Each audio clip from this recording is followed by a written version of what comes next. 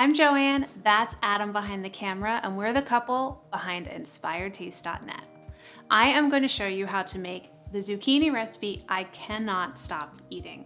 We roast zucchini with some garlic in a hot oven until it's golden brown, and then we toss in some crumbled feta cheese and fresh dill. It's like my favorite herb. I love it, and I think you will too. Let's go make it. Let's start by chopping our zucchini. We've got 1 1/4 pounds and like to cut them into bite-sized pieces. We also need some garlic, so mince 1 or 2 cloves.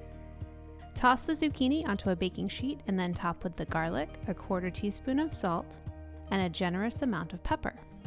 Drizzle over a couple tablespoons of olive oil, toss everything well, and then spread it into one layer. One layer is important because it helps the underside of the zucchini to brown.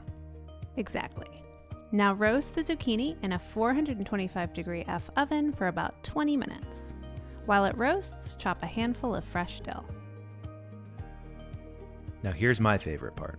After 20 minutes of being in the oven, crumble an ounce or so of feta cheese over the zucchini. Then slide the baking sheet back into the oven and roast for another 5 minutes. I love how the cheese warms in the oven. Okay, last step. Sprinkle over that dill from earlier and enjoy. We both love this easy recipe. It's quick, simple, and delicious. As always, the full recipe with tips is on Inspired Taste. We really hope you try it. Enjoy and see you next time.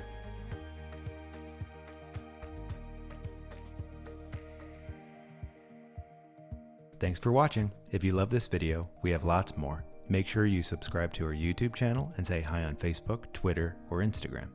We're at Inspired Taste.